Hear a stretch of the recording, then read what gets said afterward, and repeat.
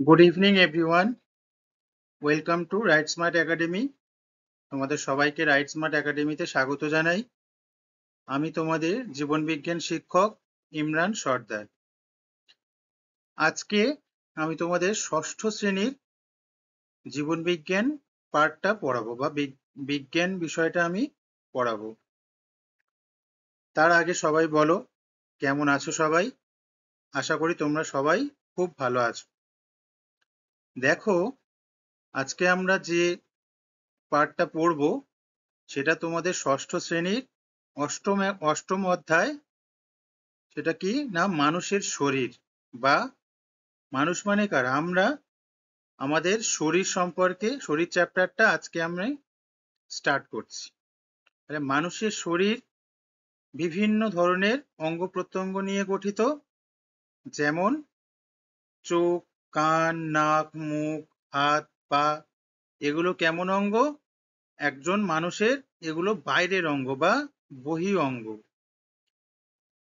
বাইরে একজন মানুষের বাইরের অঙ্গ ছাড়াও মানুষের শরীরের ভিতরেও বিভিন্ন ধরনের অঙ্গ বা পার্টস রয়েছে, যেগুলো কোনো না কোনো কাজের সঙ্গে যুক্ত, যেগুলো আমাদের বেঁচে থাকার পথে কি করে না সাহায্য করে বা আমাদেরকে বেঁচে থাকতে সাহায্য করে। তাহলে দেখো, এখানে আমি একটা হৃৎপিণ্ডের ছবি তোমাদের সামনে রেখেছি।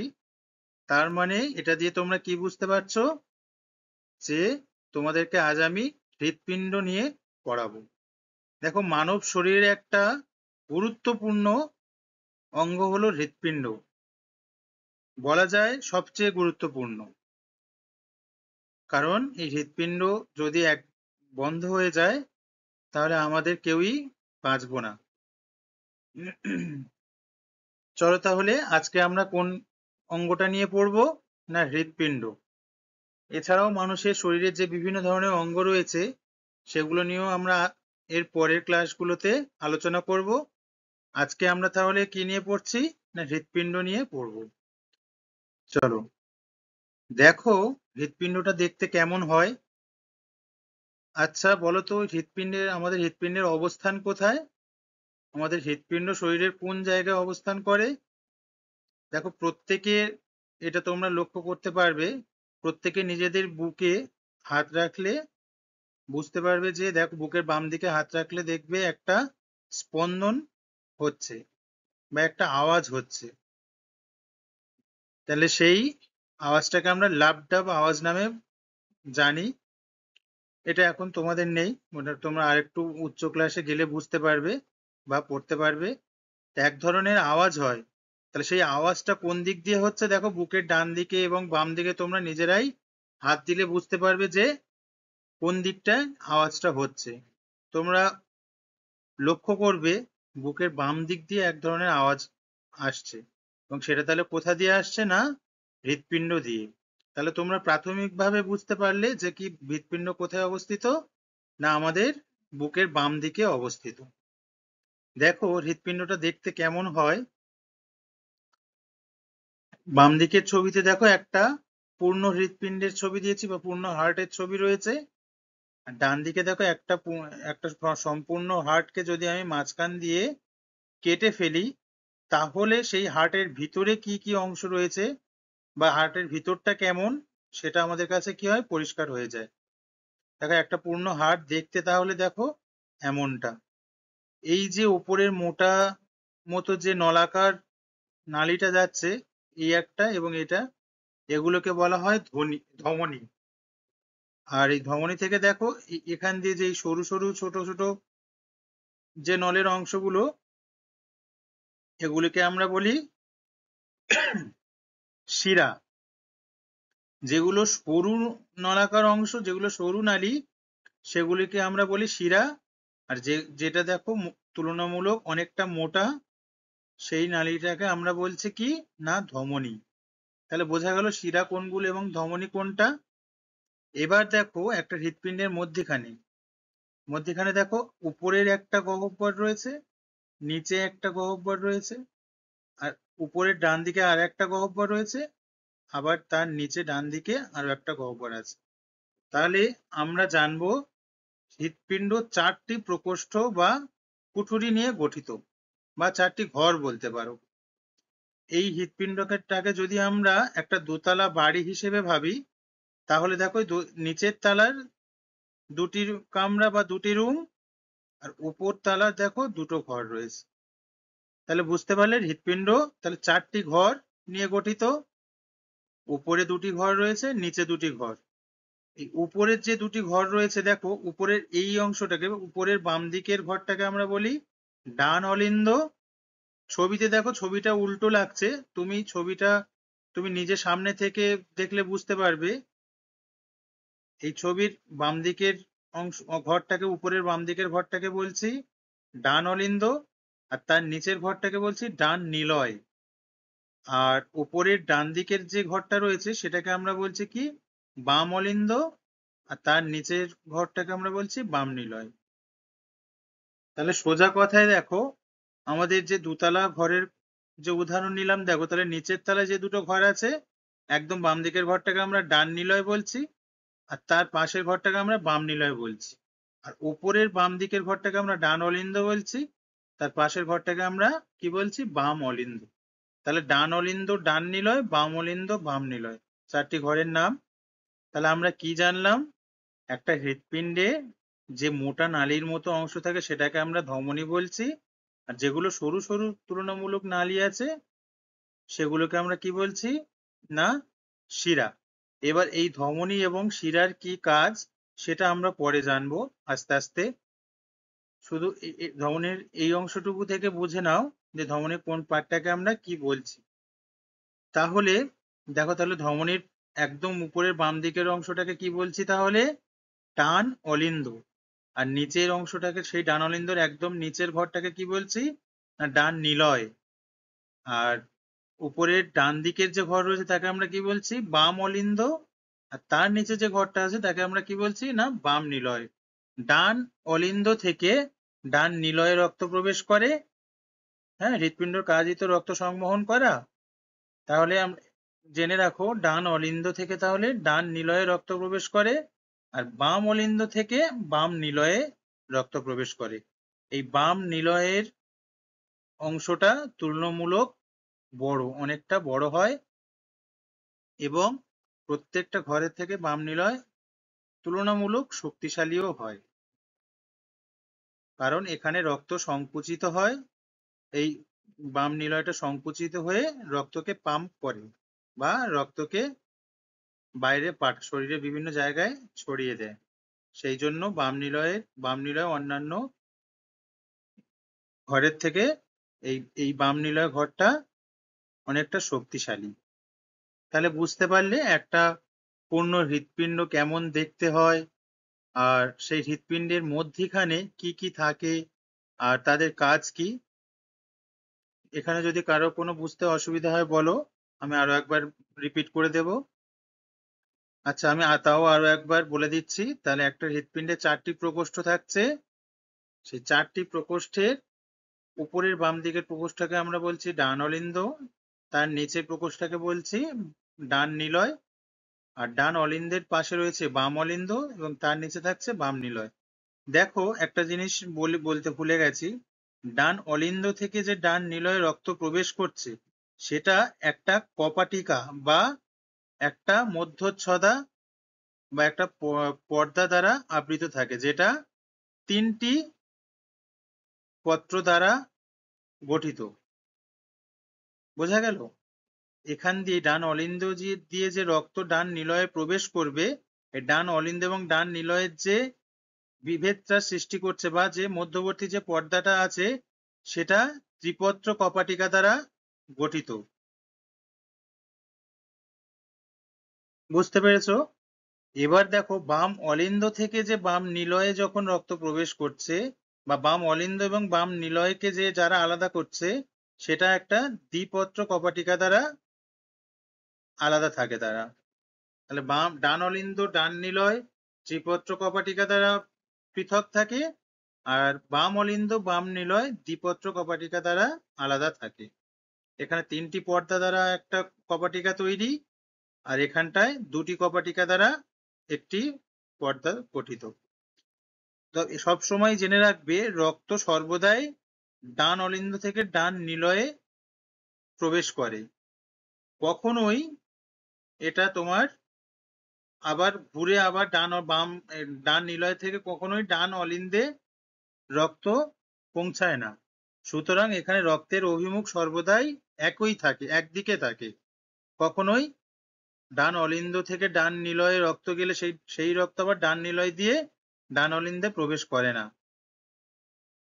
বুঝতে পেরেছো? সেম সেম জিনিস বাম অলিন্দ এবং বাম নিলয়ের ক্ষেত্রেও বাম অলিন্দ থেকে রক্ত সর্বদাই বাম নিলয়ে যায়, কখনোই বাম নিলয় দিয়ে আবার বাম অলিন্দে রক্ত ফিরে যায় না, কারণ রক্তের অভিমুখ এখানে সর্বদাই একই দিকে ঘটে থাকে। তাহলে বুঝতে পেরেছো এই অবধি? চলো, ভেরি গুড। এবার দেখি, আমি অলরেডি কিছুটা বলেছি হৃৎপিণ্ডের অবস্থান কোথায়। হৃৎপিণ্ড আমাদের বুকের বাম দিকে থাকে, আর বুকের মাঝখানে যে শক্ত হাড় আমরা অনুভব করি সেটাকে বলা হয় বক্ষাস্থি বা স্টার্নাম। বুকের উপরে আমাদের হাড় থাকে না, দেখো ছবিটাতে ভালো করে লক্ষ্য করবে, আমাদের বুকের উপরে যেটা আমরা পাঁজর বলি, সেই পাঁজরকে আমরা কি বলি? বক্ষাস্থি বা স্টার্নাম। এই স্টার্নাম বা বক্ষাস্থি এবং পিঠের মাঝ বরাবর যে শক্ত হাড় বুঝতে পারা যায় সেটাকে আমরা কি বলি? না শিরদাঁড়া। একদম পিঠের মাঝখানে একটা আমরা শক্ত হাড় অনুভব করি না, যেটা ঘাড়ের নিচ দিয়ে চলে গেছে, তাহলে সেটাকে আমরা কি বলছি? শিরদাঁড়া বা ভার্টিব্রাল কলাম। শিরদাঁড়াকে আমরা কি বলি? Vertebral column. এই বক্ষাস্থি এবং শিরদাঁড়ার মাঝে অবস্থান করছে কে? না হৃৎপিণ্ড, এবং সেটা আমাদের বুকের একটু বাম দিকে অবস্থান করে। তাহলে বোঝা গেল বুকের হৃৎপিণ্ডের অবস্থানটা তাহলে কোথায়? স্টার্নাম এবং ভার্টিব্রাল কলামের মাঝখানে অবস্থিত। দেখো, আমরা একটু আগে বলছিলাম যে একটা হার্টকে আমরা কি বলছিলাম? হার্টের গঠনটা একটা দুতলা বাড়ির মতো, যেটা নিচে দুটো কামরা বা নিচে দুটো ঘর থাকে আর উপরে দুটো ঘর থাকে। একদম বাম দিকে যেটা থাকে উপরে সেটাকে ডান অলিন্দ বলছিলাম, আর নিচে ডান নিলয়, তার ডান অলিন্দের পাশে থাকে বাম অলিন্দ এবং তার নিচে বাম নিলয়। এবার দেখো আমাদের শরীরে রক্ত সংবহনটা কেমন করে হচ্ছে। হৃৎপিণ্ড অনেকটা দোতলা বাড়ির মতো দেখতে, যার উপর তলায় দুটো ঘর বা কুঠুরি থাকে, আবার নিচের তলায়ও দুটো ঘর বা কুঠুরি থাকে। প্রত্যেকটা ঘর একে অপরের থেকে আলাদা থাকে মেঝে বা দেয়াল দিয়ে, যেটা বলছিলাম দ্বিপত্র এবং ত্রিপত্র কপাটিকা। এখানে মেঝে বা দেয়াল বলতে সেটাকেই বোঝানো হয়েছে। হৃৎপিণ্ড থেকে রক্ত সারা দেহে যে নলগুলো দিয়ে যায়, হৃৎপিণ্ড থেকে রক্ত সারা দেহে যে নলগুলো দিয়ে যায় তার নাম হলো ধমনী। বলছিলাম না যে মোটা নালী তোমরা দেখতে পাচ্ছ, দেখো ডান দিকে হৃৎপিণ্ডের ছবি আছে এবং যে দুটো মোটা নালী দেখছো সেই দুটো মোটা নালীগুলো কি? ধমনী। এবং এর দ্বারা কি হয়? সারা শরীরে হৃৎপিণ্ড থেকে রক্ত সারা দেহে এই ধমনীর মাধ্যমেই ছড়িয়ে পড়ে। তেমনি আবার সারা দেহ থেকে যে রক্ত আবার যে নলগুলো দিয়ে হৃৎপিণ্ডে ফিরে আসে সেগুলির নাম হচ্ছে শিরা। এই শিরাগুলো কি? অপেক্ষাকৃত বা তুলনামূলক সরু হয় ধমনীর থেকে। তাহলে ধমনীর কাজ কি আর শিরার কাজ কি বোঝা গেল? ধমনীর কাজ হলো হৃৎপিণ্ড থেকে রক্ত সারা দেহে ছড়িয়ে দেওয়া, আর শিরার কাজ হলো সেই সারা দেহ যে রক্ত রয়েছে সেই রক্তটাকে হৃৎপিণ্ডে ফিরিয়ে আনার দায়িত্ব হলো শিরার। আচ্ছা, এরপর দেখো, সারা শরীর থেকে ঊর্ধ্ব ও নিম্ন মহাশিরা দিয়ে অবিশুদ্ধ রক্ত পৌঁছায় দোতলার ডান দিকের ঘর বা ডান অলিন্দে। দেখো কি বলছে? সারা শরীর থেকে ঊর্ধ্ব এবং নিম্ন মহাশিরা দিয়ে, এটা একটা ঊর্ধ্ব শিরা আর এটা একটা কি? নিম্ন শিরা। দেখো তীর চিহ্ন ডান অলিন্দের মধ্যে গেছে। দেখো তাহলে কি এখান দিয়ে কি বুঝছি আমরা? ঊর্ধ্ব শিরা দিয়ে এবং নিম্ন শিরা মহাশিরা দিয়ে অবিশুদ্ধ রক্ত। রক্ত কিন্তু দু রকমের হয়, একটা হচ্ছে বিশুদ্ধ রক্ত এবং একটা হলো অবিশুদ্ধ রক্ত। আমরা যখন বাতাস দিয়ে অক্সিজেন বা শ্বাস প্রশ্বাস নিচ্ছি, বাতাস দিয়ে কি নিচ্ছি? অক্সিজেন নিচ্ছি। এবং অক্সিজেন নেওয়ার পরে আমাদের শরীরে কি তৈরি হচ্ছে, না কার্বন ডাই অক্সাইড তৈরি হচ্ছে, যেটা আমরা শ্বাসের মাধ্যমে নিচ্ছি বাইরে দিয়ে অক্সিজেন হিসেবে, শরীরের মধ্যে গিয়ে সেটা কিসে পরিণত হয়, কার্বন ডাই অক্সাইডে, এবং সেটাই আমরা কি করি না প্রশ্বাসের মাধ্যমে ছেড়ে দিই। ঠিক তেমনটাই দেখো, শরীরে প্রথমে আমাদের রক্ত কি থাকে, শুদ্ধ থাকে বা বিশুদ্ধ থাকে। যখনই কার্বন ডাই অক্সাইড তৈরি হচ্ছে তখন সেটা কি হচ্ছে, রক্তের সঙ্গে মিশে গিয়ে সেই রক্তটাকে অবিশুদ্ধ করে দিচ্ছে। তাহলে এখানে কি বলছে দেখো, সারা শরীর থেকে ঊর্ধ্ব ও নিম্ন মহাশিরা দিয়ে অবিশুদ্ধ রক্ত, অবিশুদ্ধ রক্ত মানে কি দেখো, বেশি কার্বন ডাই অক্সাইড মেশানো রক্ত। অবিশুদ্ধ রক্ত মানে কি, বেশি কার্বন ডাই অক্সাইড মেশানো রক্ত। আর বিশুদ্ধ রক্ত মানে হচ্ছে অক্সিজেন মেশানো রক্ত, বেশি অক্সিজেন মেশানো রক্ত এবং কম কার্বন ডাই অক্সাইড মেশানো রক্ত। সেটাকে আমরা বলছি কি, বিশুদ্ধ রক্ত। তাহলে এখানে কি কি কাজ হচ্ছে না, সারা শরীর থেকে ঊর্ধ্ব এবং নিম্ন মহাশিরা দিয়ে অবিশুদ্ধ রক্ত কোথায় পৌঁছাচ্ছে প্রথমে, না ডান অলিন্দে। ডান অলিন্দে মানে দেখো, হৃৎপিণ্ডের উপরের দিকের বাম দিকের যে ঘর ছিল সেখানে সারা শরীরের যে অবিশুদ্ধ রক্ত প্রথমে সেখানে পৌঁছাচ্ছে। এরপরে কি হচ্ছে দেখো, দোতলার ডান দিকের ঘর ডান অলিন্দ থেকে সেই কার্বন ডাই অক্সাইড যুক্ত রক্ত যেটা ছিল কি অবিশুদ্ধ রক্ত, দোতলার মেঝের একটা একমুখী দরজা বা ত্রিপত্র কপাটিকা, যেটা আমি বলেছিলাম ডান অলিন্দ এবং ডান নিলয়ের মধ্যিখানে তাহলে কোন কপাটিকা থাকে, না ত্রিপত্র কপাটিকা থাকে। এটা খুবই ইম্পর্টেন্ট, পরীক্ষায় বারংবার আসে। তোমরা অবশ্যই করে এটা মনে রাখবে যে ডান অলিন্দ এবং ডান নিলয়ের মধ্যিখানে তাহলে কোন কপাটিকা থাকে, না ত্রিপত্র কপাটিকা থাকে। যেটাই দেখো একমুখী দরজা বলছি, একমুখী কেন, না ডান অলিন্দ থেকে সবসময় ডান নিলয়ে রক্ত সংবহন হবে। কখনো এমনটা হবে না যে ডান নিলয় দিয়ে ডান অলিন্দে রক্ত প্রবাহ ঘটছে। বোঝা গেল, সেই জন্য বলা হচ্ছে কি একমুখী দরজা। আর এই একমুখী দরজাতে কে থাকছে, না ত্রিপত্র কপাটিকা থাকছে। সেটা দিয়ে কি হচ্ছে, ডান অলিন্দ থেকে সেই কার্বন ডাই অক্সাইড যুক্ত রক্ত ত্রিপত্র কপাটিকা দিয়ে এসে কোথায় পড়ছে, না একতলার ডান নিলয়ে। নিচে ডান নিলয়, ডান অলিন্দের একদম নিচে কে রয়েছে, না ডান নিলয়। তা খুব স্বাভাবিকভাবেই ডান অলিন্দ থেকে রক্ত তাহলে কোথায় যাবে, না ডান নিলয়ে এসে পড়বে, এবং সেটা কিসের দ্বারা ঘটছে, না ত্রিপত্র কপাটিকা ভেদ করে সেটা ডান নিলয়ে আসছে। আর সেটা কোন কি রক্ত ছিল, না অবিশুদ্ধ রক্ত, কার্বন ডাই অক্সাইড যুক্ত। এরপরে কি ঘটছে দেখি, ডান নিলয় এবার সেই রক্তকে নিজে সংকুচিত হচ্ছে। হৃৎপিণ্ড সংকুচিত হয় এবং প্রসারিত হয়। যে আওয়াজটা শুনতে পাও, একটা ধুপ ধুপ করে একটা আওয়াজ শুনতে পাও, এটা আমি সাপোজ বললাম, ঠিক ওই ধরনেরই একটা আওয়াজ আসে। তো সেই আওয়াজটা একবার সংকোচন হচ্ছে, একবার প্রসারণ। সংকোচন মানে একবার হৃৎপিণ্ডটা ছোট হয়, একবার হৃৎপিণ্ডটা বড় হয়। এটাকে আমরা কি বলি, হৃৎপিণ্ডের সংকোচন এবং প্রসারণ, যেটাকে আমরা বলছি হৃদস্পন্দন। দেখো, ডান নিলয় এবার সেই রক্তকে নিজে সংকুচিত হয়ে, ডান নিলয় নিজে সংকুচিত হচ্ছে হয়ে সেই রক্তকে ফুসফুসীয় ধমনী দিয়ে পাঠিয়ে দেয় ফুসফুসে। তাহলে ডান নিলয় কি কাজ করছে, ডান নিলয় সেই অবিশুদ্ধ রক্তটাকে নিজে সংকুচিত হয়ে ফুসফুসীয় ধমনী দিয়ে পাঠিয়ে দেয় ফুসফুসে বিশুদ্ধ বা অক্সিজেন সমৃদ্ধ করার জন্য। তাহলে ভালো করে বোঝো, এখানে প্রথমে কি হলো আমি প্রথম দিয়ে একটুখানি বলে দিই। প্রথমে কি হলো, না অবিশুদ্ধ রক্ত বা কার্বন ডাই অক্সাইড যুক্ত রক্ত ডান অলিন্দ থেকে ডান নিলয়ে গেল। তারপর ডান নিলয় কি হচ্ছে, না নিজে সংকুচিত হয়ে সেই রক্ত ফুসফুসীয় ধমনীর মাধ্যমে, সেই অবিশুদ্ধ রক্ত ফুসফুসীয় ধমনীর মাধ্যমে ফুসফুসে পাঠাচ্ছে কিসের জন্য, না বিশুদ্ধ বা অক্সিজেন সমৃদ্ধ করার জন্য। বোঝা গেল তাহলে। এরপরে দেখো, এটা একটা কন্টিনিউ একটা কাজ, হ্যাঁ, ক্রমপর্যায়িক একটা কাজ সর্বদাই ঘটে যাচ্ছে।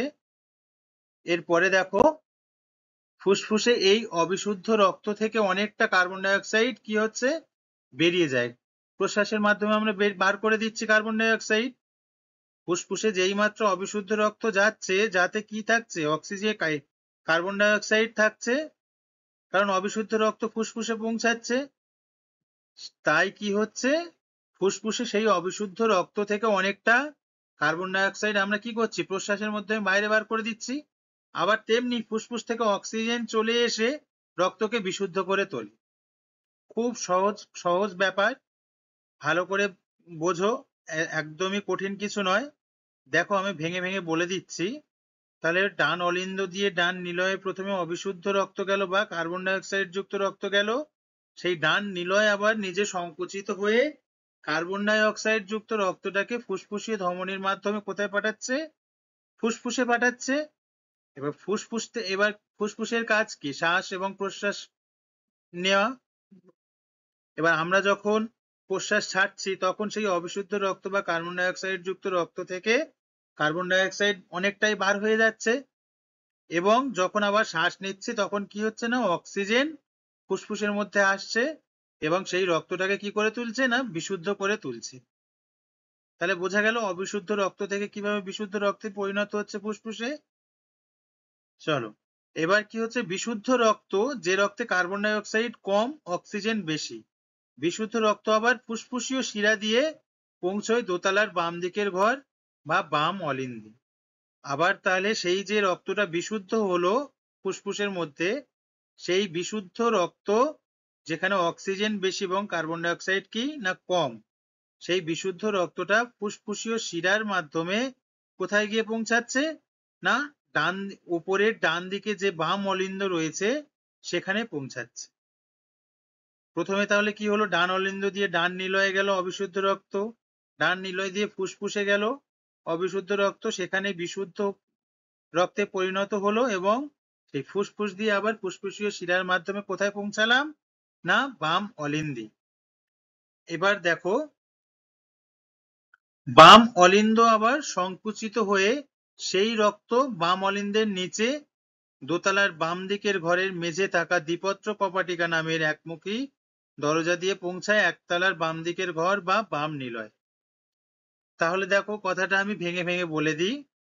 তাহলে যে বিশুদ্ধ রক্তটা বাম অলিন্দে পৌঁছাচ্ছিল ফুসফুসীয় শিরার মাধ্যমে, সেই বাম নিলয়ে আবার এই বাম অলিন্দ আবার, সরি ওটা বাম অলিন্দ হবে, যে ফুসফুসীয় শিরার মাধ্যমে বাম অলিন্দে যে বিশুদ্ধ রক্তটা পৌঁছালো, সেই বাম অলিন্দ আবার নিজে সংকুচিত হয়ে, এবার বাম অলিন্দ এবং বাম নিলয়ের মধ্যে যে ভেদ্য পর্দা ছিল সেটা কি ছিল না, একটা দ্বিপত্র কপাটিকা, এবং সেটা হলো একটা একমুখী পথ। সেই দ্বিপত্র কপাটিকা ভেদ করে কোথায় পৌঁছালো বাম অলিন্দ সেই বিশুদ্ধ রক্তটাকে, সেটাকে পৌঁছালো বাম নিলয়ে, যেটা আমাদের হৃৎপিণ্ডের নিচের ডান দিকের পোর্শনে বা ডান দিকের ঘরে অবস্থিত। তাহলে সেই বাম নিলয়ে পৌঁছালো দ্বিপত্র কপাটিকা ভেদ করে। এবার দেখো সেই বিশুদ্ধ রক্তটা, এবার দেখো হৃৎপিণ্ডের এই বাম নিলয়টি হলো সব থেকে বড় কুঠুরি। তোমাদেরকে কি বলেছিলাম, একদম শুরুতেই বলেছিলাম যে হৃৎপিণ্ডের বাম নিলয় হলো সবচেয়ে বড় কুঠুরি বা সবচেয়ে বড় ঘর। আবার নিজে সংকুচিত হয়ে পাম্প করার ক্ষমতা ধরলে সব থেকে শক্তিশালীও বটে, কারণ সমস্ত বিশুদ্ধ রক্ত কোথায় যাচ্ছে সর্বশেষ না, বাম নিলয়ে গিয়ে পৌঁছাচ্ছে। এবং সেই জন্য কি বলছে, হৃৎপিণ্ডের এই বাম নিলয়টি সব থেকে বড় কুঠুরি, আবার নিজে সংকুচিত হয়ে যদি পাম্প করার ক্ষমতা ধরে তাহলে সব থেকে শক্তিশালীও বটে। এবার একতলার বাম দিকের ঘর বাম নিলয় সংকুচিত হলে সেই বিশুদ্ধ রক্ত, যে রক্তে অক্সিজেন বেশি এবং কার্বন ডাই অক্সাইড খুবই কম, মহাধমনী দিয়ে ছড়িয়ে পড়ে সারা শরীরে। তাহলে সার্কেলটা কেমন ভাবে হচ্ছে বুঝতে পারলে। দেখো আমি একটা বার তাও সরল ভাবে বা ভেঙে ভেঙে তোমাদেরকে বলে দিই। প্রথমে কি দেখেছিলাম আমরা, ঊর্ধ্ব এবং নিম্ন মহাশিরা দিয়ে অবিশুদ্ধ রক্ত বা কার্বন ডাই অক্সাইড যুক্ত রক্ত কোথায় পৌঁছেছিল, সারা শরীর দিয়ে কার্বন ডাই অক্সাইড যুক্ত রক্ত ঊর্ধ্ব এবং নিম্ন মহাশিরা দিয়ে পৌঁছেছিল ডান অলিন্দে। সেই ডান অলিন্দ থেকে সেই অবিশুদ্ধ বা কার্বন ডাই অক্সাইড যুক্ত রক্ত ত্রিপত্র কপাটিকা ভেদ করে পৌঁছায় কোথায় না, ডান নিলয়ে। এবার সেই ডান নিলয় থেকে অবিশুদ্ধ রক্ত ফুসফুসীয় ধমনী দ্বারা কোথায় গেল? না ফুসফুসে পৌঁছালো। তখনও ফুসফুসে তাহলে কোন রক্ত পৌঁছেছিল? না কার্বন ডাই অক্সাইড যুক্ত রক্ত। এবার আমরা প্রশ্বাসের মাধ্যমে যখন কার্বন ডাই অক্সাইডটা বাইরে বার করে দিয়েছি এবং শ্বাসের মাধ্যমে যখন অক্সিজেন আমরা ভিতর ফুসফুসে আনছি, তখন রক্তটা কি হলো? বিশুদ্ধ রক্তে পরিণত হলো বা অক্সিজেন যুক্ত রক্তে পরিণত হলো। এবার সেই বিশুদ্ধ রক্ত ফুসফুসীয় শিরার মাধ্যমে কোথায় পৌঁছালো? না আমাদের বাম অলিন্দে পৌঁছালো, যেটা হৃৎপিণ্ডের একদম উপরের ডান দিকের ঘরটা, সেটাকেই তো আমরা বাম অলিন্দ বলছি। তাহলে এবার সেই বাম অলিন্দে কি রক্ত পৌঁছালো? না বিশুদ্ধ রক্ত। তারপর বাম অলিন্দ নিজে সংকুচিত হলো, নিজে সংকুচিত হয়ে বাম অলিন্দ এবং বাম নিলয়ের মধ্যে যে ভেদাভেদ পর্দাটা রয়েছে সেটাকে আমরা কি বলি? না দ্বিপত্র কপাটিকা। সেই দ্বিপত্র কপাটিকা ভেদ করে বাম অলিন্দ থেকে সে বিশুদ্ধ রক্ত কোথায় যায়? না বাম নিলয়ে এসে পৌঁছায়, যেটা একদম হৃৎপিণ্ডের নিচের ডান দিকের প্রকোষ্ঠ। এবার সেই বাম নিলয় আবার কি করছে? এটা হচ্ছে হৃৎপিণ্ডের সবচেয়ে বড় কুঠুরি বা প্রকোষ্ঠ, আর সবচেয়ে শক্তিশালীও বটে অন্যান্য প্রকোষ্ঠদের তুলনায়। এবার সেই বাম নিলয় সংকুচিত হয়ে সেই বিশুদ্ধ রক্ত কি করছে? মহাধমনী দিয়ে, সবচেয়ে বড় ধমনী দিয়ে সারা শরীরে কি করছে? ছড়িয়ে দিচ্ছে। এইভাবে আমাদের সমগ্র শরীরে রক্ত সংবহনটা কি হচ্ছে? কাজ করছে বা সার্কুলেট করছে। আচ্ছা বলো, এই অবধি আমার কে কে বুঝতে পারোনি আমাকে একটু বলো, আমি আরো একবার পারলে রিপিট করে দেবো যদি কেউ বুঝতে না পেরে থাকো। আমাদের শরীরের যে রক্ত সংবহনটা কাজ করছে, হ্যাঁ, সেটা হৃৎপিণ্ডের মাধ্যমে, সেটা যেভাবে ঘটছে আমি বিস্তারিত বললাম। এবার বলো, কে কোথাও যদি বুঝতে না পারো আমাকে বলো যে কোন জায়গায় বুঝতে পারোনি, আমি একবার থেকে 10 বার বুঝিয়ে বলে দেব। চলো তাড়াতাড়ি বলো কে কোথায় বুঝতে পারোনি। Very good. আচ্ছা তাহলে সবাই বুঝতে পেরেছো তাহলে আমাদের শরীরে কিভাবে রক্ত সংবহন হচ্ছে, অবিশুদ্ধ রক্ত কোথায় যাচ্ছে প্রথমে, তারপরে সেটা বয়ে গিয়ে কোথায় যাচ্ছে এবং শেষমেশ বিশুদ্ধ রক্ত কি হচ্ছে? আমাদের শরীরে সংবাহিত হচ্ছে। এইভাবে আমাদের শরীরে কি হচ্ছে? না একটা কন্ট্রোল থাকছে। যদি শুধুমাত্র অবিশুদ্ধ রক্ত বইতো বা শরীরে যদি অবিশুদ্ধ রক্ত বেশি হয়ে যায় তাহলে কি হবে? আমরা রোগগ্রস্ত হয়ে যাব। এবং সেটা হয়ও আমাদের মানুষের শরীরে। যখন মানুষের শরীরে অবিশুদ্ধ রক্ত বেশি হয়ে যায়, যেটাকে আমরা ব্যাড ব্লাড বলে থাকি, সেটা হলে আমাদের শরীরে কি হয়? নানান ধরনের প্রতিকূলতার মুখে পড়ে এবং নানান জটিল রোগের সম্মুখীন আমরা হই। তাহলে কিভাবে আমাদের শরীরে রক্ত সংবহন করে বোঝা গেল। আচ্ছা চলো দেখো, তবে একটা জিনিস তোমরা ভালো করে লক্ষ্য করবে, আমি তো কিভাবে রক্ত সংবহনটা হচ্ছে ভেঙে ভেঙে তোমাদেরকে বোঝানোর জন্য একটা একটা ধাপ হিসেবে বোঝালাম। এটা কিন্তু দেখো ডান ও বাম অলিন্দে একই সঙ্গে কিন্তু রক্ত ঢোকে। হ্যাঁ, এটা খুবই ইম্পর্টেন্ট, বুঝে নাও। আমরা তো বললাম প্রথমে ডান অলিন্দে ঢুকছে, তারপরে ডান নিলয়ে আসছে, তারপর ডান নিলয় দিয়ে যাচ্ছে ফুসফুসে, ফুসফুস দিয়ে যাচ্ছে কোথায়? বাম অলিন্দে, তারপর বাম অলিন্দ থেকে কোথায় যাচ্ছে? বাম নিলয়ে। এইভাবে বোঝালাম, কিন্তু জিনিসটা সেইভাবে হয় না অ্যাকচুয়ালি। রক্ত সংবহন যেভাবে হচ্ছে সেটার পথটা আমি পুরোপুরি তোমাদেরকে বোঝালাম, এই পথেই হয়, কিন্তু এটা অনেক ফাস্ট একটা কাজ বা অনেক দ্রুত গতির একটা কাজ। তোমাদের বুকটা যখন চমকায় বা ধুকপুক করে বা আওয়াজ হয়, সেটা কত তাড়াতাড়ি হয়? অনেকটাই তাড়াতাড়ি হয় না? তাহলে বুঝে নাও ওইটুকু সময়ের ভিতরেই এতগুলো কাজ ঘটে যাচ্ছে। আমি যতটা বোঝালাম অতটাই কাজ এক সেকেন্ডে, কয়েক সেকেন্ডে ঘটে যাচ্ছে। তাহলে সেটা একটা অনেকটা দ্রুত কাজ। দেখো ডান ও বাম অলিন্দে একই সঙ্গে রক্ত ঢোকে, আবার ডান ও বাম অলিন্দ থেকে একই সঙ্গে রক্ত ডান ও বাম নিলয়ে প্রবেশ করে। তাহলে বুঝতে পারলে এখানে কি বলা হলো? ডান এবং বাম অলিন্দে তাহলে কি হয়? একই সঙ্গে রক্ত প্রবেশ করছে। সারা শরীর দিয়ে যে অবিশুদ্ধ রক্ত সেটা ডান অলিন্দে যখন প্রবেশ করছে, তখন বাম অলিন্দে ফুসফুস দিয়ে যখন বিশুদ্ধ রক্ত বাম অলিন্দে আসছে, সেই জিনিসটা কি হচ্ছে না একই সময়ে ঘটে। আবার ডান ও বাম অলিন্দ থেকে একই সঙ্গে রক্ত ডান ও বাম নিলয়ে প্রবেশ করে। এটা বোঝা গেল? ডান অলিন্দ থেকে আবার ডান অলিন্দ এবং বাম অলিন্দ থেকে আবার একই সঙ্গে ডান অলিন্দ এবং বাম অলিন্দ সংকুচিত হয়ে একই সাথে ডান নিলয় এবং বাম নিলয়ে রক্তে প্রবেশ করায়। এবার ডান ও বাম নিলয় থেকে রক্ত একই সঙ্গে যথাক্রমে ফুসফুসীয় ধমনী ও মহাধমনীতে প্রবেশ করছে। তাহলে এই যে কাজটা হচ্ছে, এই যে সার্কুলেট ভাবে কাজটা হচ্ছে, সেটা কিন্তু সবটাই একই সময়ে ফ্র্যাকশন অফ সেকেন্ডে জিনিসটা ঘটছে। অনেকটা দ্রুতগতির কাজ এটা। দেখো, হৃদস্পন্দন আমরা কাকে বলছি?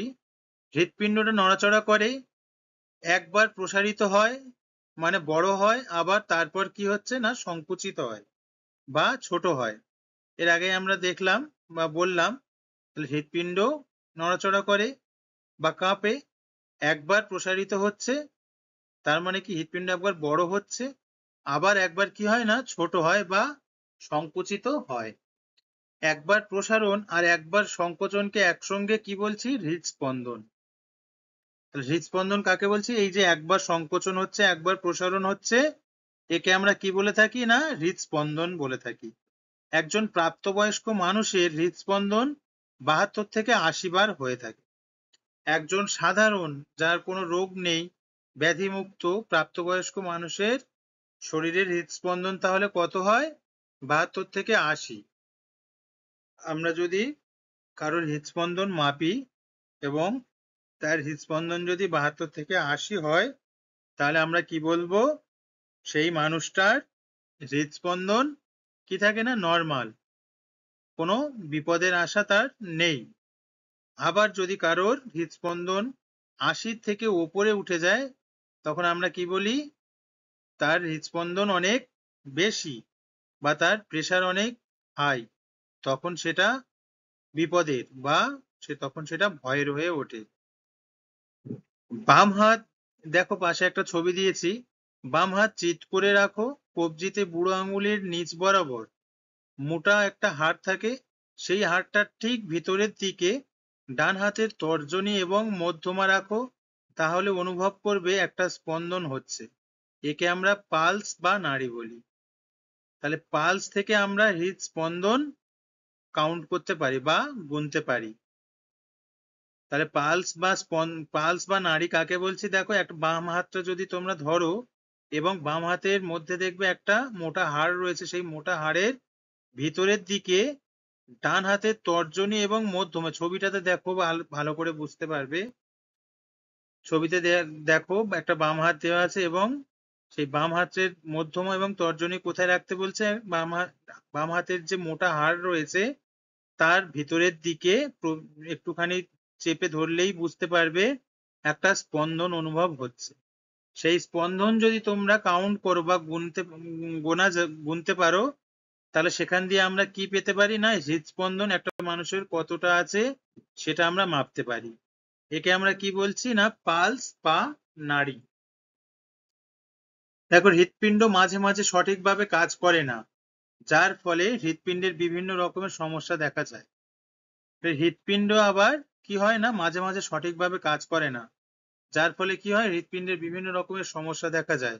যেমন হৃৎপিণ্ডে ছিদ্র হয়ে যায়, যার ফলে শ্বাসকষ্ট অনুভব হয়। এছাড়াও হৃদযন্ত্রের সংকোচন মাঝে মাঝে কি হয় বন্ধ হয়ে যায়। নানান ধরনের সমস্যার কারণে এগুলো হয়ে থাকে। হৃদযন্ত্রের দেয়ালের পেশিগুলোতে রক্ত চলাচল কমে যায়, তাই ওগুলো ভালো করে কাজ করতে পারে না। এর ফলে বিভিন্ন ধরনের হৃৎপিণ্ড জনিত শারীরিক সমস্যা দেখা যায়। দেখো পাশে ছবি দিয়েছি। এর ফলে কি হয়? এই ধরনের সমস্যা হলে বুকে ব্যথা হয়, চেস্ট পেন হয়, বুকে ব্যথা হয়, শ্বাসকষ্ট হয়, এই ধরনের সমস্যার সম্মুখীন হতে হয়। হৃৎপিণ্ডের এই ধরনের সমস্যা হলে আমরা এই ধরনের ব্যথা অনুভব করি, বুকে ব্যথা অনুভব করি এবং শ্বাসকষ্টের সমস্যা সম্মুখীন হই। চলো তাহলে আজ এই অবধি থাকলো। দেখা হচ্ছে তোমাদের সাথে পরবর্তী কোনো ক্লাসে। ততক্ষণের জন্য সবাই সুস্থ থাকবে এবং ভালো থাকবে। টাটা।